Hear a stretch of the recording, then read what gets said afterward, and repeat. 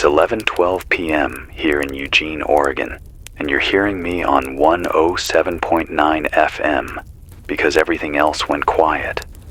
The night outside used to sound like crickets and distant tires rolling over wet streets, but that sound is gone. I can't even hear the highway. It's just the low hiss of ash in the air and the way the wind scrapes the building when it gusts, like someone sandpapering the walls. The temperature hasn't dropped like it should. Even now it's stuck around 90, and the heat seems to lean against the glass like a dog with a fever. The parking lot lights across the street are dead, same as half the city. I'm David Muir in the old studio next to the railroad tracks by 5th Street, running on a diesel generator we rebuilt from 2 broken ones, and a stack of filters a retired mechanic named Leo pulled from a shuttered truck stop. We've got 4 jerry cans left, 1 more on the roof to catch what passes for dew, and a battery bank that holds about 3 hours if I lose the engine. The AC is dead, and the air inside tastes like someone is burning toast in the next room. You can smell pine pitch even in here, a sweet, sharp bite that rides the smoke and settles in the back of the mouth. Every time the wind shifts, the studio lights dim for a second, and the walls make that tired old building creak, like they want to be somewhere else.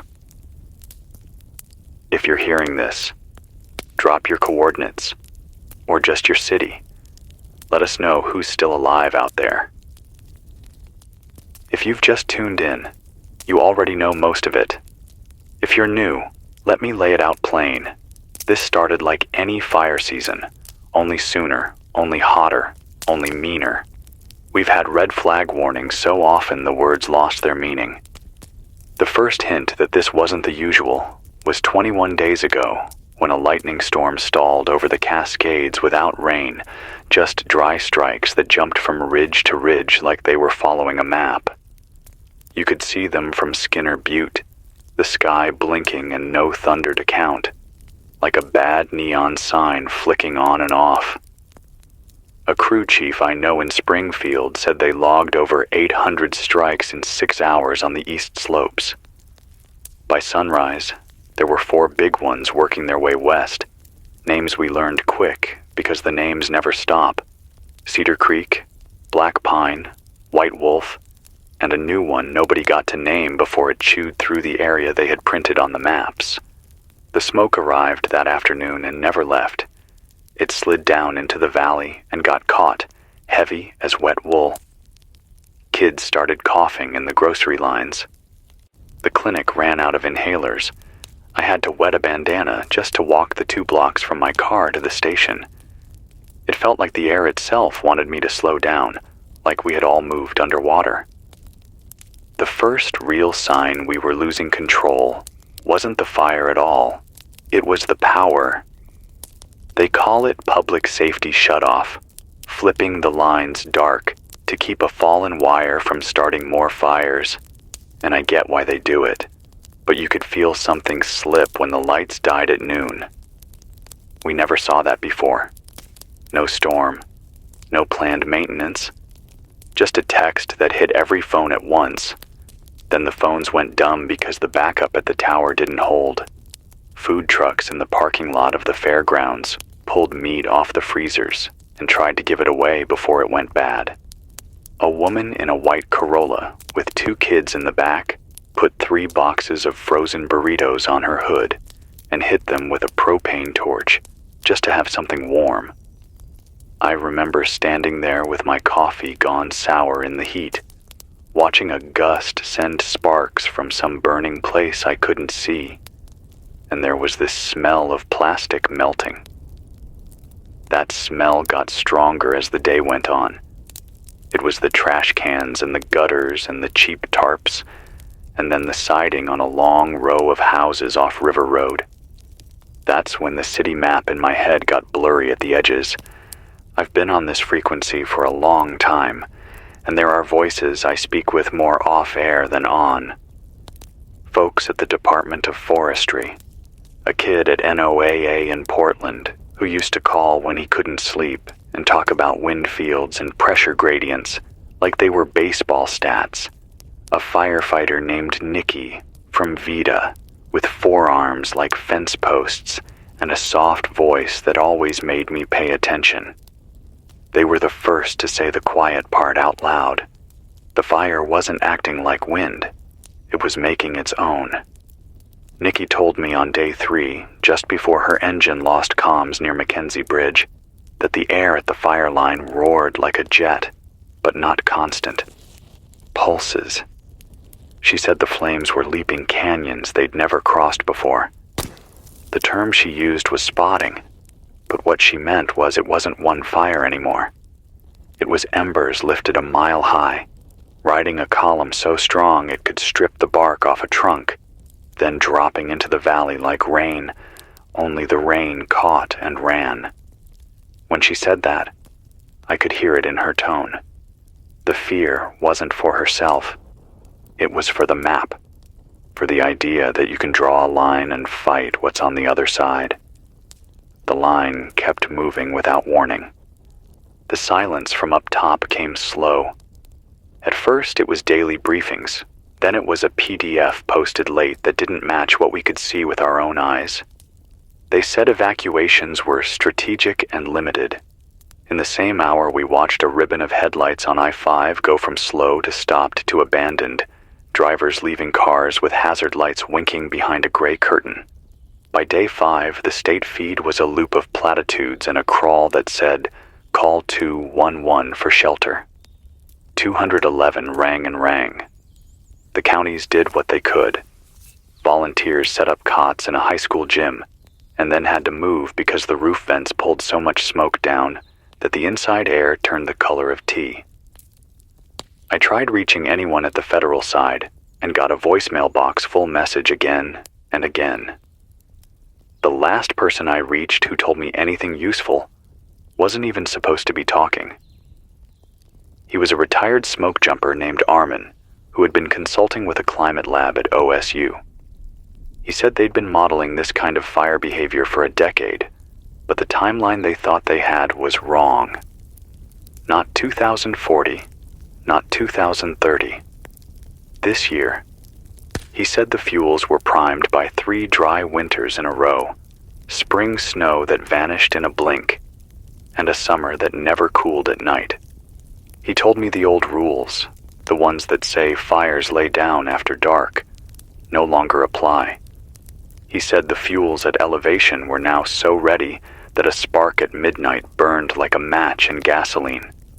He used the word blow up like he was describing a sudden argument at a dinner table. That's how calm he was. He said this was all physics playing out on a scale that made our plans feel small. The worst of the panic didn't come when the hills lit up. It came when the air turned.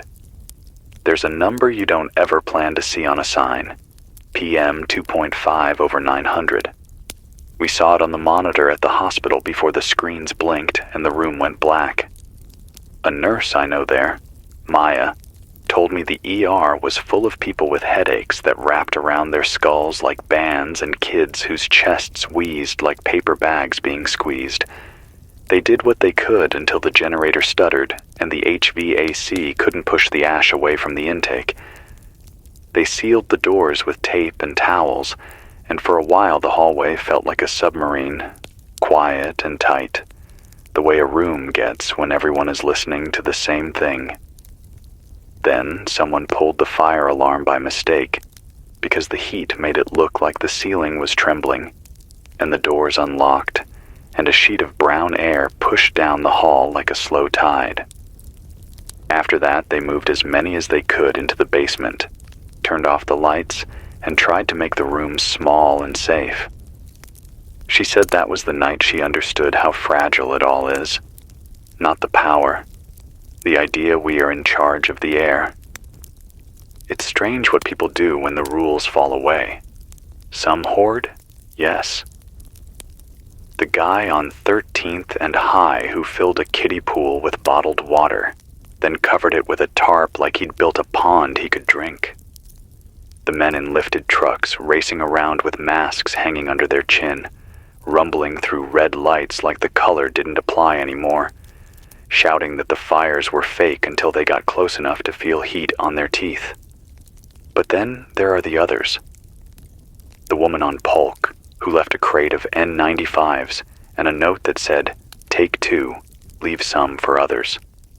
A church on Chambers that became a food kitchen in a day because a grandmother named Luz said she couldn't stand the thought of neighbors eating dry ramen in the dark. Leo, who I told you about, wondering if he could split a paper filter meant for a Mack truck and make it fit our oddball generator because he'd fixed farm equipment his whole life and knows the sound of an engine that can't breathe. He listened with his hands on the metal until the rattle changed, and then he smiled without showing teeth and said, "There you go, girl. You're not done yet." I want to be honest about my own arc in this. It helps me to speak that out loud. On day 1, I was angry in the way people get when their routine is stolen. Coffee machine blinking 12, traffic lights useless, internet stuttering like a bad dream. I kept thinking this would be like the ice storms, bad in the moment, good story later. Day 2, I told myself we were the lucky ones in the valley because the hills burn, not the floor. Day 3, the sky went the color of a bruise, and I got quiet. I moved through the building like I had to remember where the corners were, touching the walls with the back of my fingers like the plaster might be hot. I kept talking on the air because it felt like the thing I know best, and I didn't want to stop knowing things. Day 4, I couldn't stop shaking. I don't say that for drama. I say it because I want anyone listening who feels the same to know you're not alone in that. The smoke gets in your blood. I swear it does. And the pulse speeds up even when you're standing still. Day 5, when the fire jumped the Mackenzie and came down a draw nobody thought it would touch. I felt something else under the fear. Resolve is a big word, and I don't want big words. What I mean is, I got tired of waiting for someone to tell me where to go. So we started making a plan for here. It started small. A checklist on a torn magazine page. Fuel. Water. Masks to hand to anyone who knocks. Numbers written in Sharpie on my arm because the phones are paperweights. Quiet hours to save gas. Broadcast windows pinned to the times the wind gives us a break so the antenna can carry farther. It grew from there, and now I can take a breath without the room spinning. People ask what the cause really is when we do get a line through. Was it arson? Was it a power line? Was it lightning? It's like asking which drop of water made the bucket spill. There were sparks. There always are. The part that's different is not the match. It's the world we scattered the match into. The little things. Drainages choked with deadfall, slash piles left to rot, bark beetles finishing what the drought started.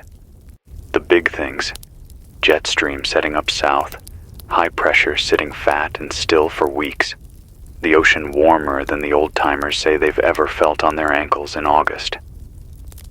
Armin told me something that keeps looping in my head. When we build our towns where the forest is, and the forest changes, the edge isn't a line anymore. It's a field of dots.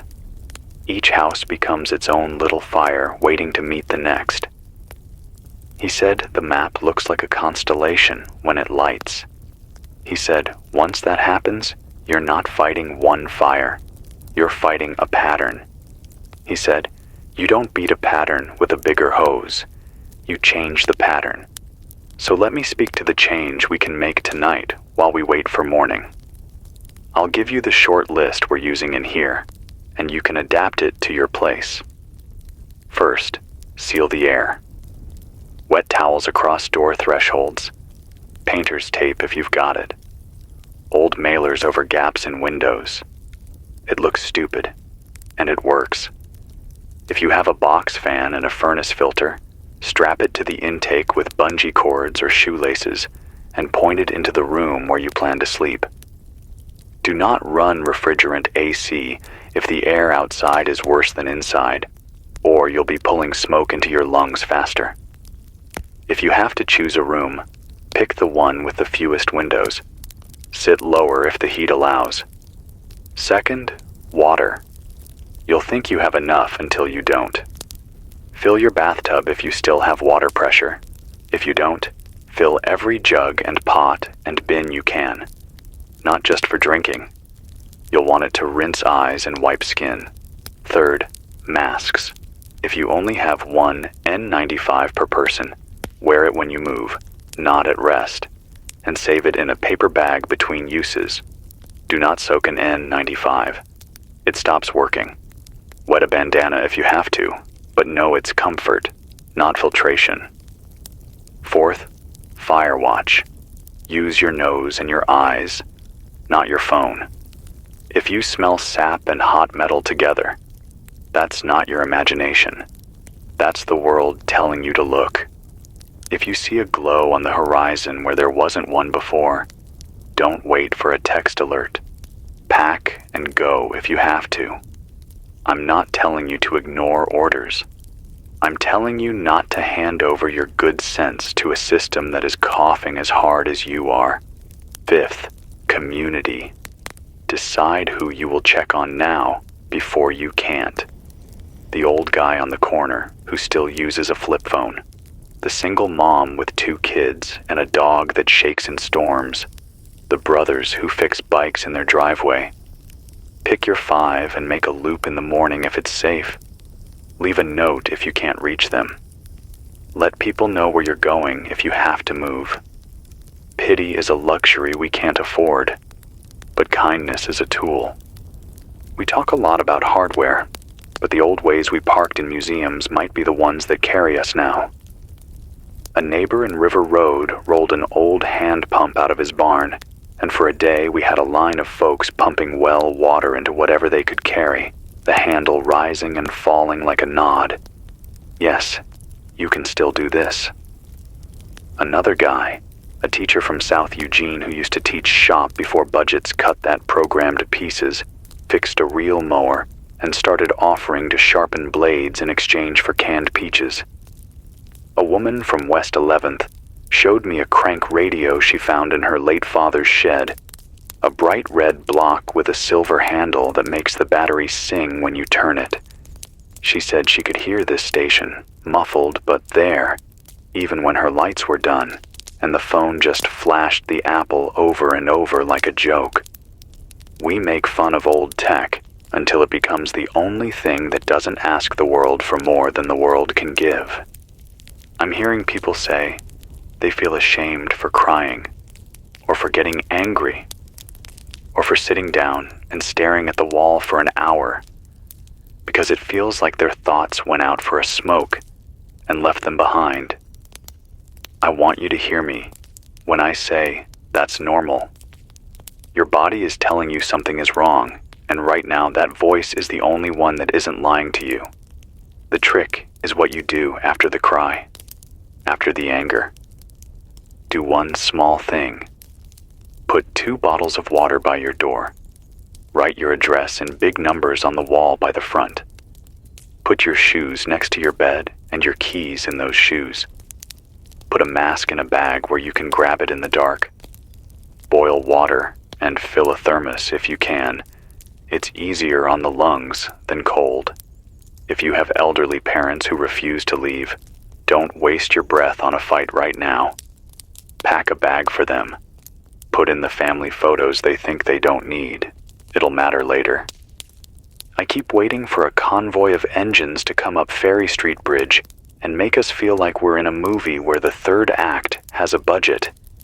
The truth is, the crews are out there, and they are working until they drop, and the front is wide, and the wind is picking the worst possible times to shift. If you're listening in the hills, Vida, Blue River, up toward Walterville, then you already know how the plume builds, and the ash falls like insects, and a siren can sound like a song until it gets close. If you're in the city, and you think distance means safety, hear me.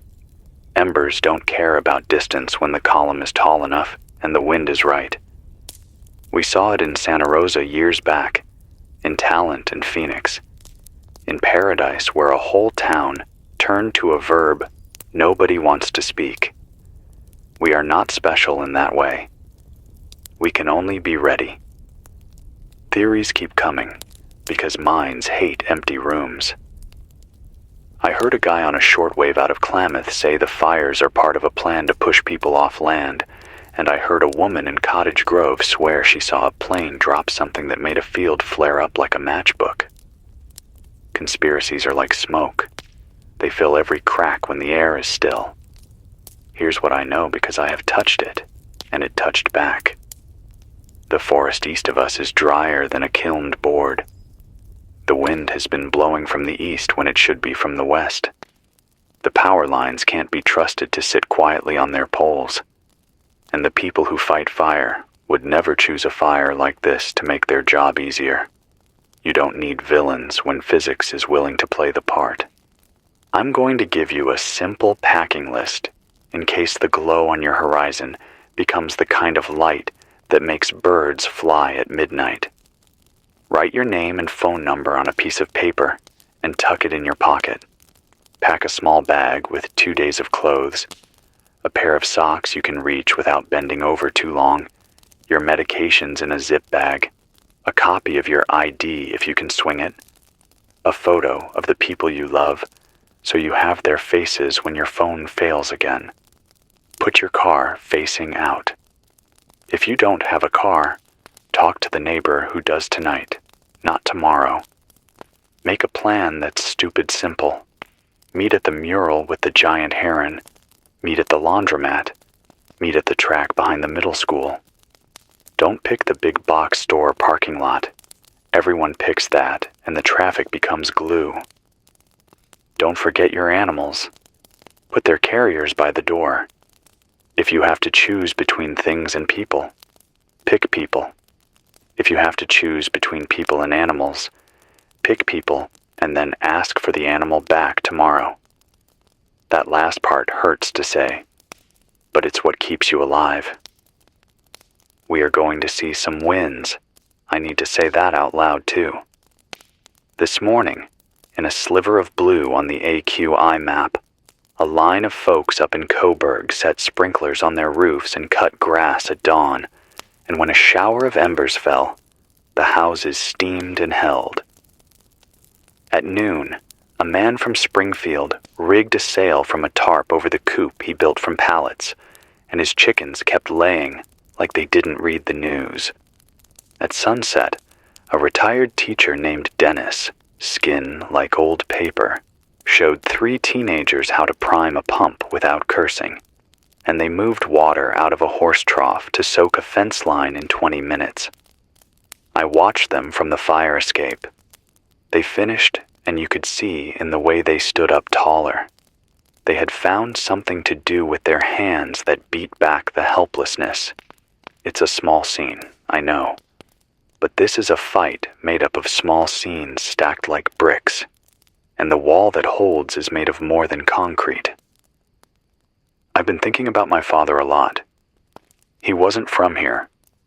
He grew up in a place with hurricanes, where you nail wood over windows and fill bathtubs and tell stories by flashlight. He had a way of sitting in the dark without letting fear name the room. He taught me that habit isn't a cage. It's a rope across a river. You grab it and go hand over hand until your feet find a rock. We have to make new habits now. Morning checks, midday quiet to save the generator, evening sweep for embers, nighttime promise to sleep even if it's short. 1 hour is better than none. Eat even if the food tastes like smoke. Laugh even if it's at something dumb like the way ash makes your hair stand up, or the way a cat decides the one clean chair is hers, and we all nod because of course it is. Before I sign off for this window, I want to leave you with how we're structuring the next day so you can mirror it if it helps. I'll be back on the air at 5:30 a.m., when the wind sometimes lays down and the signal carries along the river. I'll read updates from anyone who leaves notes in the drop box by the back door, a metal lunchbox painted orange, where you can slide paper through the slot. No names if you don't want them read, just intersections and what you saw. After that, we'll shut down to conserve fuel and do a loop to check the 4 closest blocks: 7th, Washington, 3rd, and the stretch by the tracks where people sleep in tents that now look like they're made of red dust. We'll share water if we can. We'll ask what people need. We'll keep the engine cool and the antenna straight. We'll stay kind and quiet where quiet helps, and loud where loud warns. It isn't hero stuff. It's the thing we can do. If you can hear me, you're part of this little row of lights, even if yours is down to an ember right now. Hold on to it. Protect it with a hand if the wind comes through a crack you missed. And if you're scared, that's fine. I am too, in the way that tightens the chest and makes words catch. I will keep talking to you, because the sound of a human voice saying simple things clearly is, right now, the best kind of sandbag we have. Check the sky before you sleep. Put your shoes by the bed. Set a glass of water where you can find it in the dark. Set your keys inside your shoes. Point your car nose out. I'll speak again at 5:30. If the engine fails, I'll run on battery. If the battery fails, I'll knock into the mic for 10 seconds to let you know I'm alive and trying. We'll get through the night the way we eat dry bread when there's nothing else. Slow, stubborn, one bite at a time. Hold steady, Eugene. Hold steady, Springfield, Coburg, Junction City, Lowell. We're still here. We're still us. We still look out for each other when the air is worst. Tomorrow, we keep going. For now, breathe as best you can and rest if you can. The next voice you hear on 107.9 will be mine again, if the wind allows. It's morning now, though the word doesn't mean much when the sky hasn't cleared in weeks. It's 6:02 a.m., and you're still tuned to 107.9 FM. The air outside is thick enough to sting the eyes just opening the door, and the sun is a dull red coin hiding behind curtains of smoke. I stepped out earlier to check the generator, and I could barely see past the chain link fence. The asphalt glistened with dew that wasn't dew. It was a layer of fine soot, sticky and gray. Every time the wind shifted, the sky looked like it was carrying whole trees ground to dust. The birds are gone. Haven't heard one in days. The only sounds are the groan of trucks on the highway, trying to outrun the plume and the odd crack of something collapsing where the fire touched yesterday. The reports I've pieced together through shortwave and scrawled notes slipped into the Dropbox tell the same story, only painted on different streets. Junction City is a ghost town. Someone left a note that said the Safeway parking lot is full of abandoned cars, doors open, hazard lights drained. Out toward Creswell, an entire row of houses went dark at once when the substation blew. And now people are lighting their kitchens with candles, even though they know how risky that is. The Red Cross tried to set up a shelter in Springfield, but the smoke inside was worse than outside, so they moved to an underground garage. Imagine trying to sleep on concrete, sirens echoing overhead, air so sour it tastes like pennies. That's where people are now, lying awake and coughing into shirts pulled over their faces. There's talk that the fires aren't just spreading, they're joining. What used to be separate names on a map are now one long body of flame stretching from the Cascades to the edge of town. Fire crews are calling it a mega fire, but words don't hold it. Picture a wall, 30 miles wide, moving not like water or wind, but like hunger. Armin's voice is still in my head, how once the map looks like a constellation, you're not fighting fire anymore. You're fighting the pattern itself. Last night, that pattern reached the timber yards. People saw stacks of logs go up like matchboxes, one after the other, and the sky glowed orange even through the brown veil.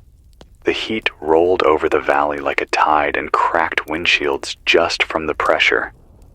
That's what people are running from now, and it's faster than any of us thought it could be. I've had time to watch how people adjust, how they bend without breaking.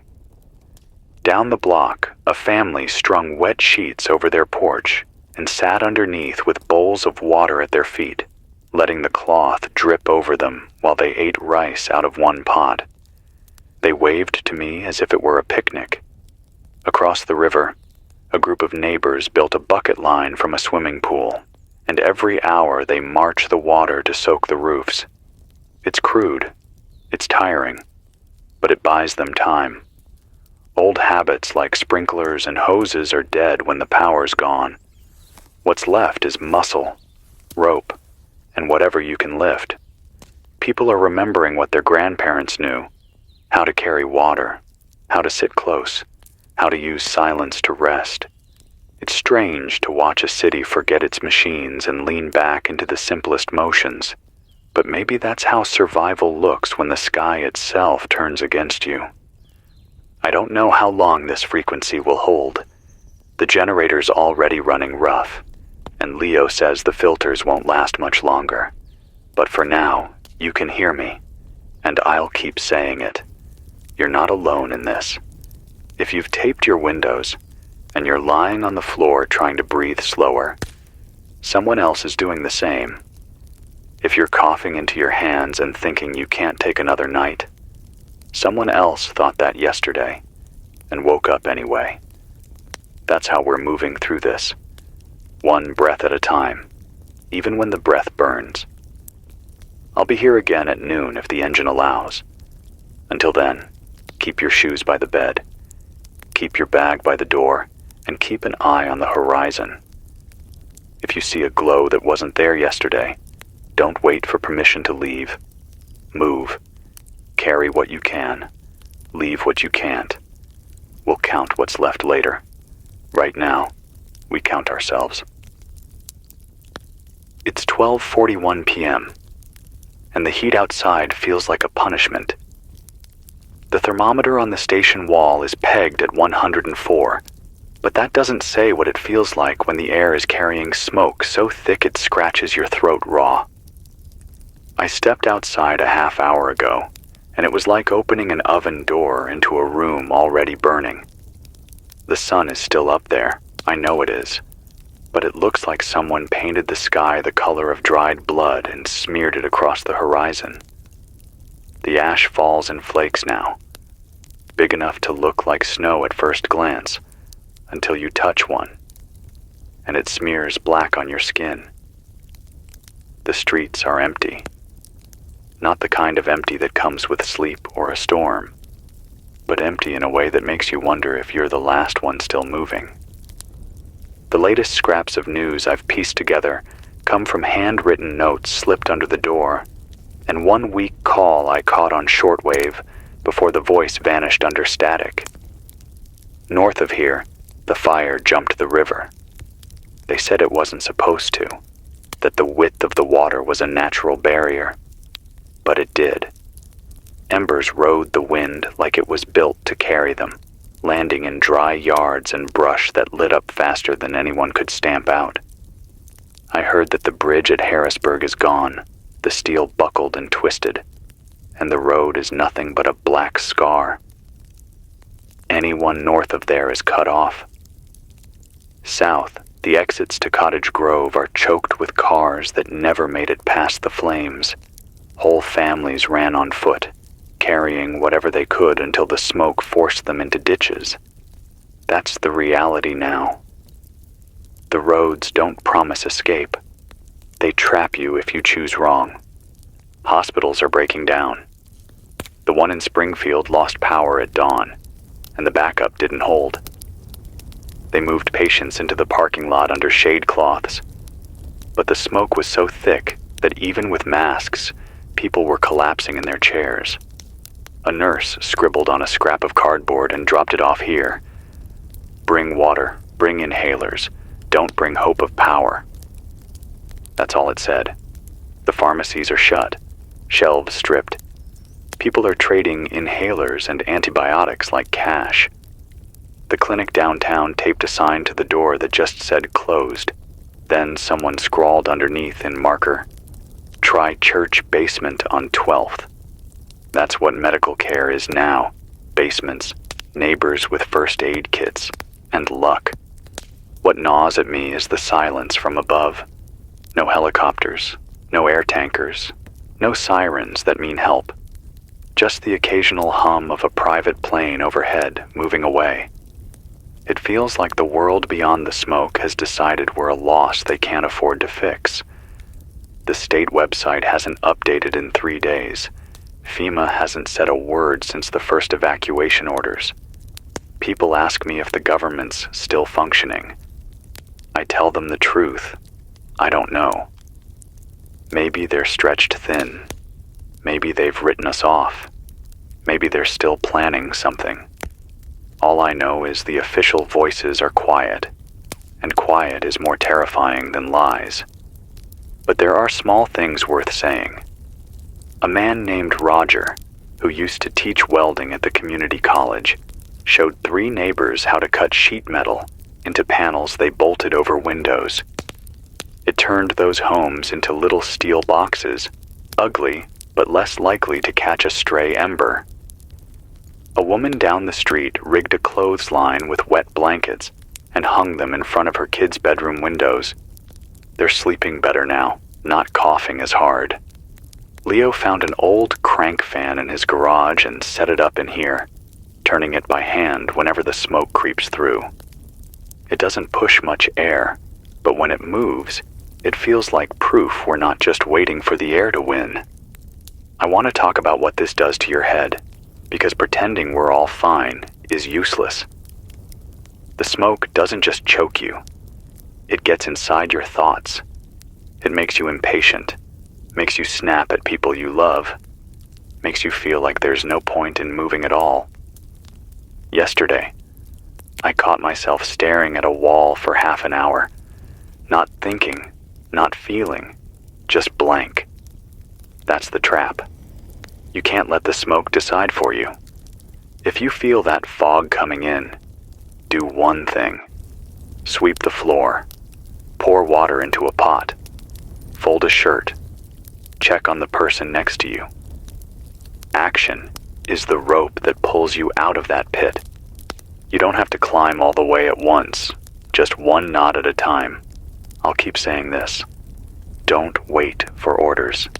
If you see fire, if you feel heat building in a way that doesn't make sense, if you smell pitch and metal together, move. Take your bag, take your people, leave the rest. We can't replace lives. We can replace houses, cars, furniture, even whole streets. But not you. Not the kid sleeping in the corner. Not the neighbor who thinks he doesn't matter. You matter. Because you're still breathing, still listening. That's enough for now. I'll be back at 6 p.m.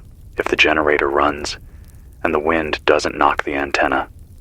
Until then, keep water close, keep shoes by your bed, and don't mistake silence for safety. The fire is still moving, and so must we. It's 6:19 p.m., and the sky looks like dusk even though the clock swears it's still early evening.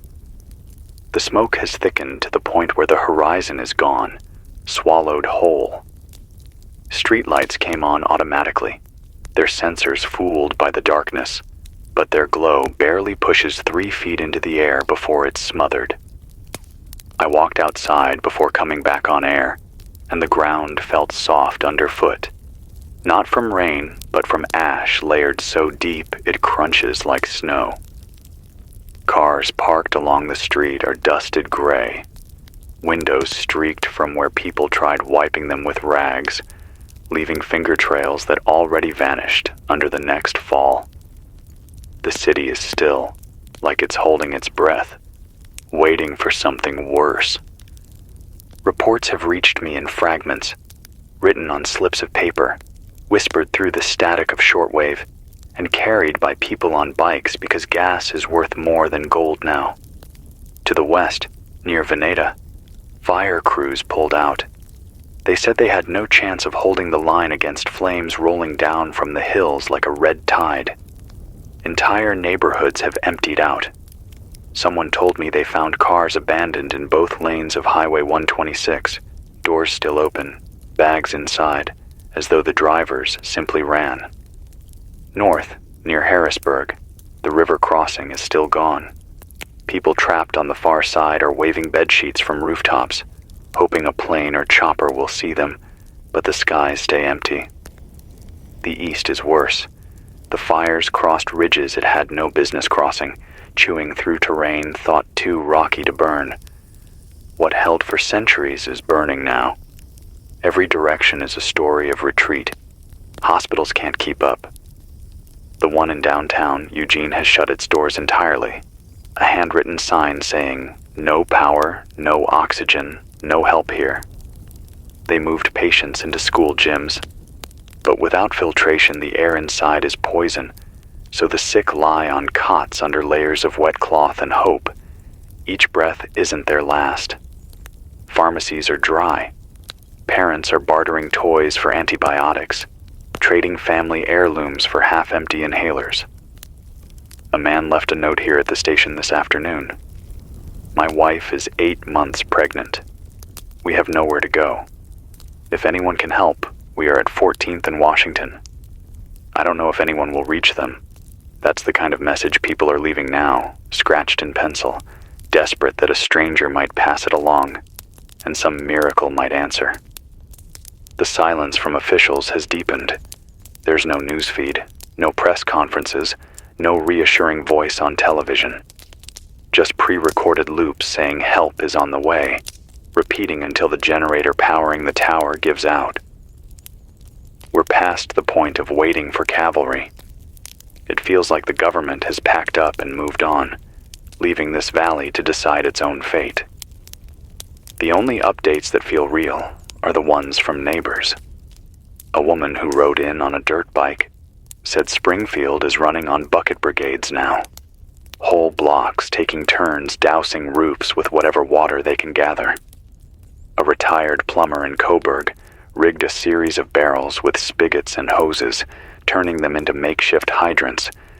These aren't solutions, but they're holding lines, however fragile. Humanity's still in there, fighting back with tools too small, but wills too big to give up. I need to say this clearly. If you're listening, you have to prepare to move. The fire doesn't care about town borders or property lines.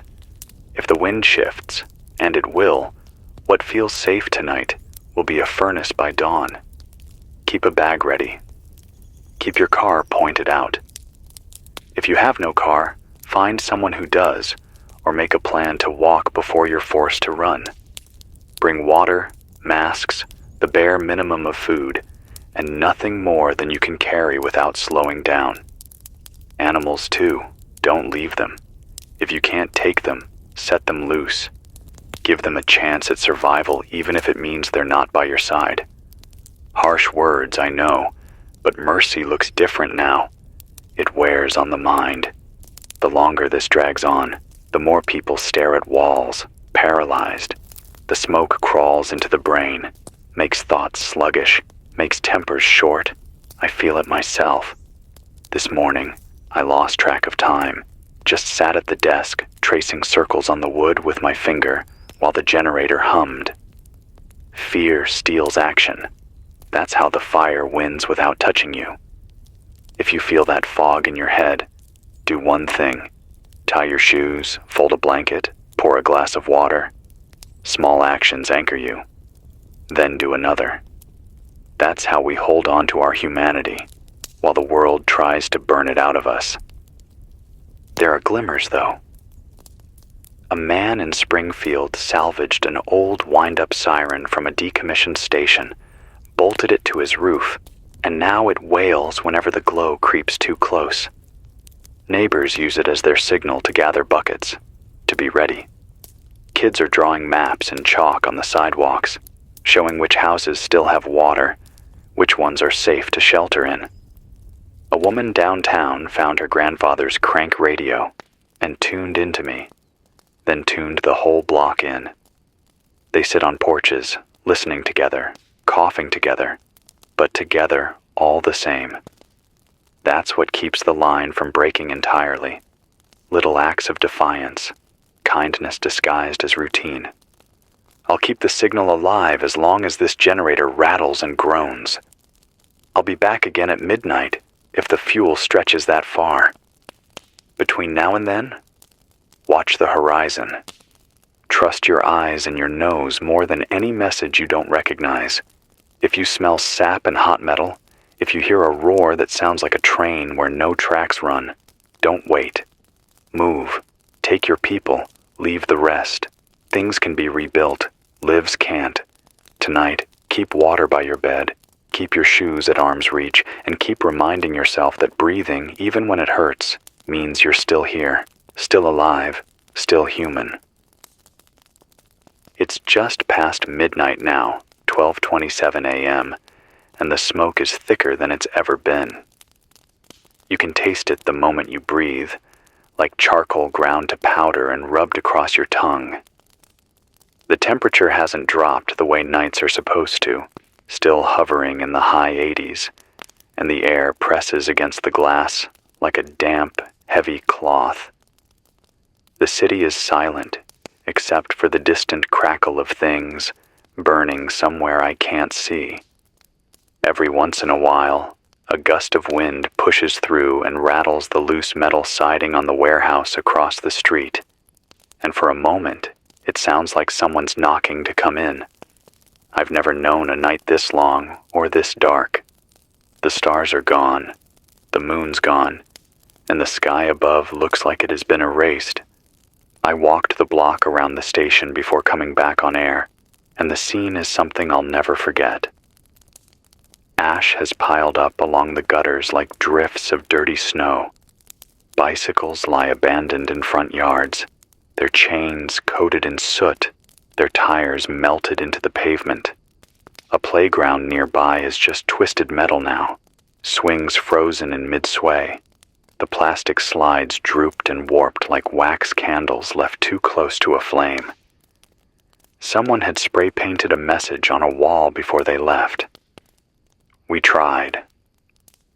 Just those two words, big and black against the brick, like a final entry in a diary nobody wanted to keep. The reports coming in tonight are fragmented, but they're enough to piece together the picture. Out toward Coburg, the fire blew through in less than an hour. A neighbor said the wind pushed so hard the flames bent flat across the fields, chasing cars faster than they could drive. Some made it, some didn't. South near Creswell, people are hiding in culverts and drainage ditches, anything that feels like cover. A handwritten note I found under the door this evening said simply, "We are under the bridge at exit 182. No supplies. Please tell someone." That's what survival has become. Scraps of paper, left in the hope a stranger will pass it on. I've been hearing rumors about martial law being declared in parts of the state, but there's no confirmation, no official word. The radio frequencies that used to carry emergency updates are empty now, just static hissing like a slow leak. If there are still orders being given, they aren't reaching us here. And maybe that's the truth no one wants to say out loud, that we've been cut loose, left to make our own rules, left to decide what matters when everything else is stripped away. There's fear in that, yes, but also a kind of freedom. No one's coming to tell you what to do. No one's coming to tell you to stay. You decide for yourself when it's time to move, and you live or die on that choice. I can feel the exhaustion in my bones. My hands shake when I hold the mic. My lungs burn with every breath, and when I swallow, it feels like sand is lodged in the back of my throat. But I keep talking because I know someone out there is listening.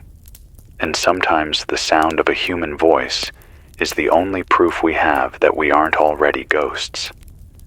I remind myself of that when the silence presses in, when the thought creeps up that maybe it would be easier to stop. We can't stop. Not while there's one more breath, one more word, one more minute of fuel to push this signal out. There are still sparks of resilience, even in this nightmare. A man 2 blocks over has rigged a hand pump to draw water from an old well he found sealed under his garage floor. He's been filling buckets and leaving them at the curb for anyone who passes. A group of teenagers on 8th Street have been riding around on bicycles with spray bottles of water, misting the air in rooms where children sleep, trying to make it a little easier for them to breathe. An old woman down the block sits on her porch every night with a lantern, just so anyone stumbling in the dark knows there's still life on that street. None of it is enough to stop the fire, but it's enough to remind us what being human looks like when everything else is stripped away. If you're listening right now, take stock. Check your bag. Make sure your shoes are where you can reach them in the dark. Fill whatever container you can find with water. Tape the gaps around your doors and windows. Keep an ear to the ground for that sound. The sound like a train, rushing where no tracks lie. If you hear it, don't wait. Move. Run if you have to. Don't waste time on things you can't carry. Don't waste time arguing with those who won't go. Save who you can, and remember the rest. That's the reality we live in now. I'll keep this frequency alive for as long as I can. If the generator cuts, I'll switch to battery. If the battery dies, I'll hammer the mic 3 times every hour to let you know I'm still breathing. The world is burning, but so long as this voice carries through the static, you're not alone in it. We'll take it one night at a time, one breath at a time, one word at a time. Stay ready, stay moving, stay alive. It's 4:08 in the morning, and the air outside is as black as tar. No stars, no moon, no horizon. Just a wall of smoke pressing down on the city like a lid on a pot that's already boiling over. The only light comes from the fire itself, a faint orange glow bleeding through the haze to the east, like a sunrise that never ends. I can feel the heat even here, through cinder block walls and sealed windows. It's not the gentle warmth of a summer night. It's a weight, a heavy hand on your chest, pushing the breath out of you. Every inhale tastes of ash, like licking the inside of a wood stove that hasn't been cleaned in years. I walked to the roof of the station a little while ago to check the antenna, and it felt like stepping onto another planet. The ash was so thick underfoot, it clumped into gray mud when I breathed onto it through a wet rag. I could hear distant cracks, the sound of trees splitting open under heat so intense the sap inside boils until the trunk bursts. Every time one snapped, the sound bounced across the valley like a gunshot, echoing through a city too silent to hold it. Down below, the streets are deserted. Cars sit in crooked lines where people abandoned them and ran, doors hanging open, alarms long dead. I saw a bicycle tipped against a lamppost, its tires melted flat, the handlebars blackened and warped. Even in stillness, everything looks twisted, like it's caught mid-scream. Notes keep finding their way here. Someone pushed one under the door just before midnight. Glenwood gone. Fire-crossed river. Don't come this way. Another was taped to the gate when I checked the generator. 7 of us sheltering in laundromat on 18th, running out of water. These scraps of paper are the only network we have now. They're our headlines, our broadcasts, our lifelines. No glossy maps, no colored graphs, just scrawled warnings and desperate pleas, passed from hand to hand, pinned to doors, shoved through cracks. The official silence is absolute now. No press briefings, no bulletins, no helicopters chopping overhead. It's like the whole apparatus of response dissolved into the smoke, leaving only the people who were already here, already breathing the same air, already burning the same lungs. And maybe that's what it comes down to, us, stripped of the idea that someone else is in charge, someone else is coming to fix this. No one's coming. We are the ones here. And what we do next is all that matters. The hospitals are done. That's the truth. I've heard from 3 different sources that the last working generator at the Springfield ER gave out just after midnight. Patients were moved into the parking lot, lined up on mats under tarps. Someone rigged a garden hose to a rain barrel to drip water into mouths too dry to swallow. But the smoke there was worse than in the wards, and within hours, people were collapsing in the heat. A nurse I know, Maya, scribbled me a note before she left. We can't treat smoke with nothing. We can only comfort. That's what medicine has become here. Comfort where cures are gone. I think a lot about the weight this puts on our minds. It's not just the heat or the ash or the hunger. It's the way the silence claws at you. No birds, no planes, no hum of traffic. Just your own breath, loud and ragged in your ears, and the thought that maybe you're the only one left making that sound. I felt it last night, sitting in the studio with the lights dimmed, the generator coughing, the microphone in my hand. My fingers trembled and my chest felt hollow. For a moment I thought of turning everything off, letting the quiet take me. But then I remembered someone out there, lying on a floor with a wet towel over their face, listening to this signal, hoping for proof they're not alone. That thought pulled me back, so I keep speaking. For you, for me, for anyone still listening. And there are sparks, tiny, fragile, but real. A group on 5th rigged rain, gutters into barrels and filled them with ash-stained water, then boiled it on camp stoves until it was drinkable. Kids are playing cards by lantern light in a church basement, coughing between laughs, but still laughing. A man I met 2 days ago brought me half a loaf of bread he baked in a cast iron pan over a fire pit he built in his driveway. He said he didn't want to eat alone. That's what survival looks like now. Sharing bread, pooling water, sitting together in smoke too thick to see each other clearly, but close enough to know someone else is there. If you're hearing this, remember the basics. Keep water close, even if it tastes like tin. Keep your shoes by your bed, your bag by the door. Don't wait for the fire to knock. If the air feels hotter, if the glow gets brighter, if you hear that train sound where no tracks run, it's time to move. Don't wait for a voice of authority that isn't coming. Trust your own eyes, your own ears, your own gut. That instinct is older than any map, and it will save you if you let it. I'll hold this frequency as long as I can. If the generator cuts, I'll switch to battery. If the battery dies, I'll tap the mic 3 times at the top of each hour, so you know I'm still breathing. You're not alone.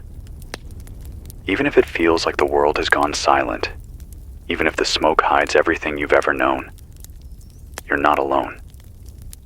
We'll make it through this night the way we always have. One breath at a time, even when each breath hurts. One word at a time, even when the voice shakes. One step at a time, even when the ground burns beneath us. Stay ready. Stay alive. I'll be here again before dawn breaks, if dawn still comes. It's 7:02 a.m., and the light creeping in through the smoke doesn't look like morning. It's a weak copper glow, the kind you'd expect before an eclipse, not after a sunrise. The sun is up there somewhere, but it hasn't cut through in days.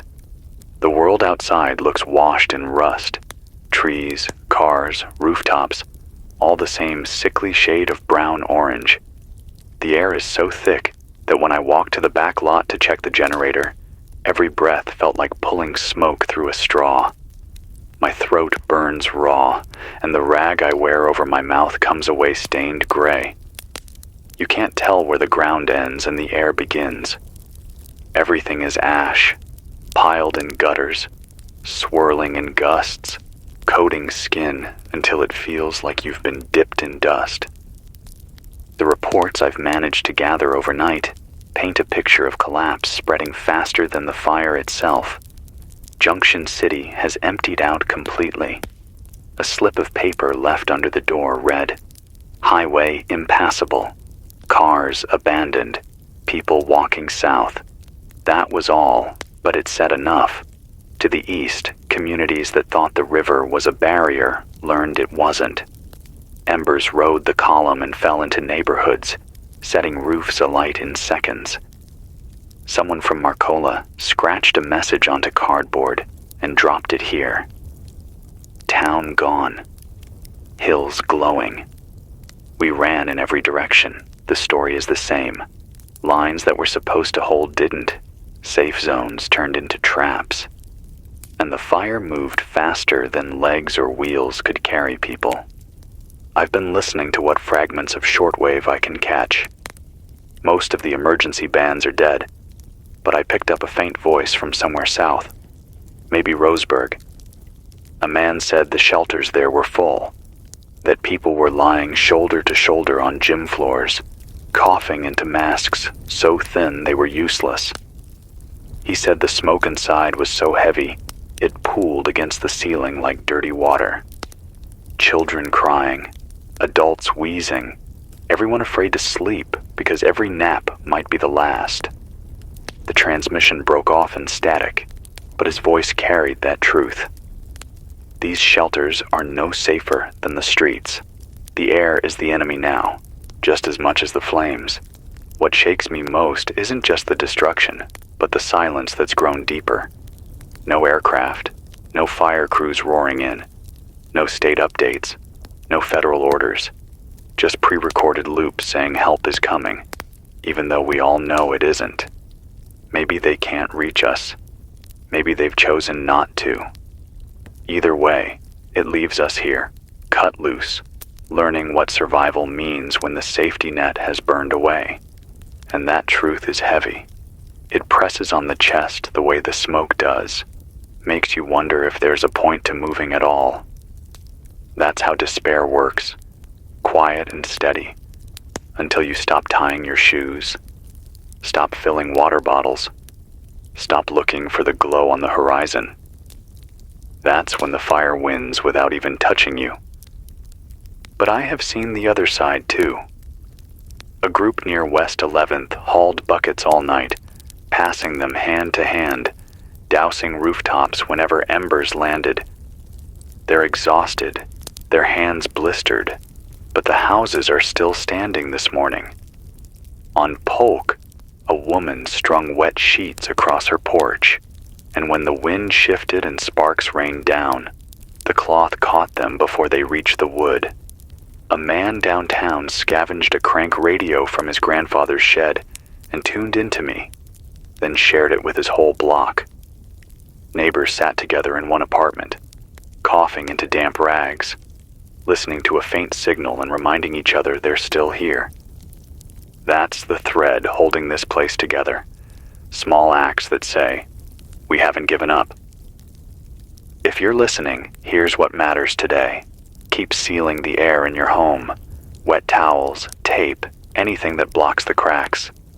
Use a box fan with a furnace filter if you have one. Strap it on and let it run. Don't run AC if it pulls from outside. You'll only choke yourself faster. Stock every container with water, even if it's murky.